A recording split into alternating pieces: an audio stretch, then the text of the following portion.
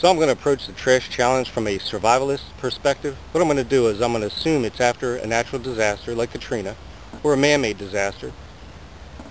And I'm going to assume I'm stuck on a parcel of land. I'm disconnected from society. I can't get back to a dwelling place, not my own or any other. And I can't be reached by people.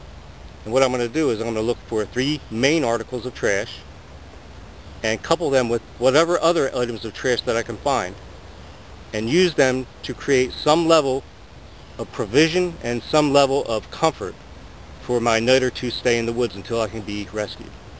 So I'm going to go gather my trash up and see how it goes.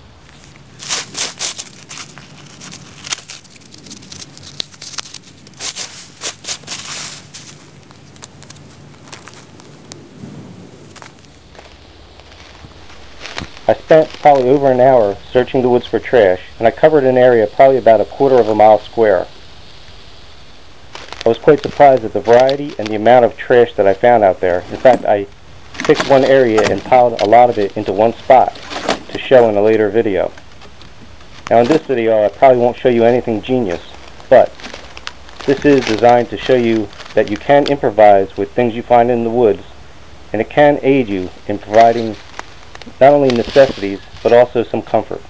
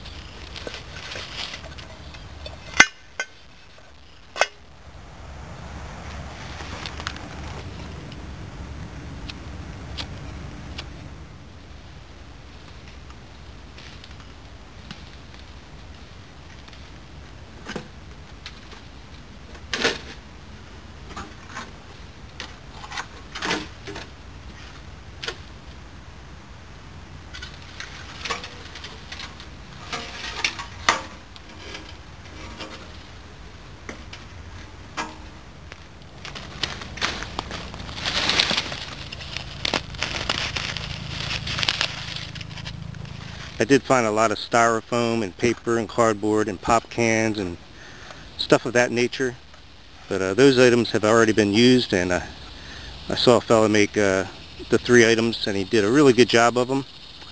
And I could tell you those items are out in the woods, easy to find, and normally I would, if I'm hiking or whatnot, I would carry a little bit of fuel.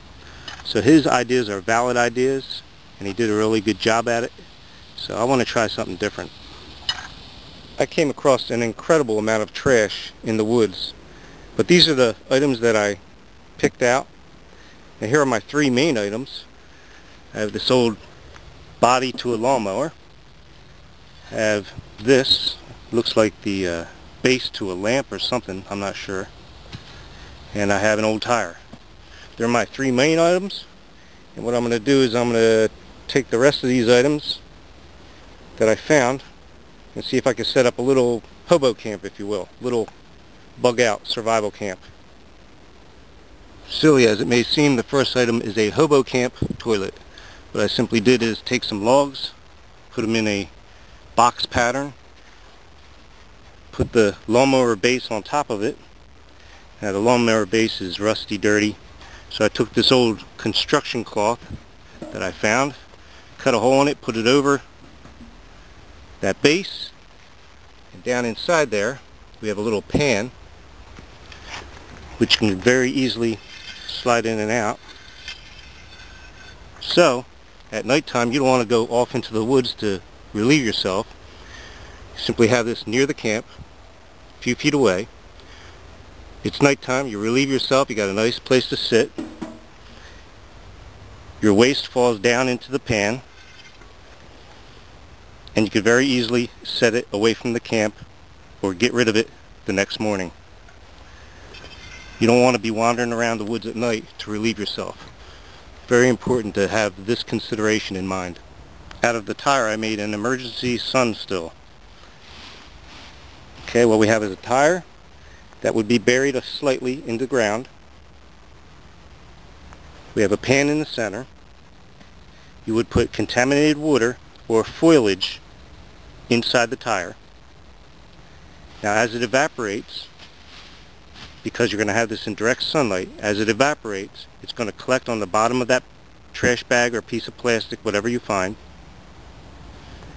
You're going to have a rock right here over the pan.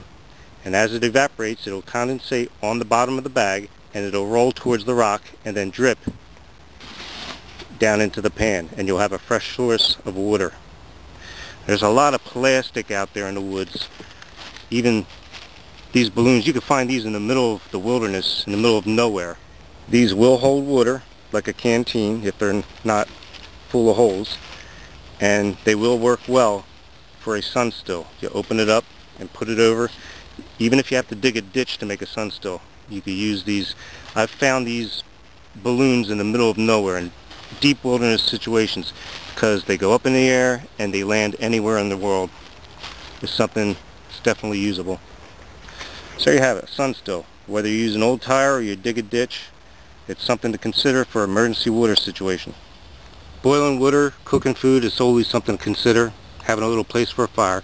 What it is, I took that piece of cast iron, propped it up on the lava rock that I found in the woods. I have a place to set my pot and boil some water. Nothing like a little campfire. This is going to be safe because the lava rock is not going to explode on you. It's going to hold the fire back from spreading. And it does give you a nice foundation to start boiling water or cooking food. You could add to this by using green sticks, and that cast iron is going to hold the heat for quite a while. Like I said, you could add a wire grate, or you could add some green sticks to lay meat out on. There's all kinds of possibilities here. There's no end to the uses of trash that you can find in one common area. There's utensils, pots, pans, bottles for containing water,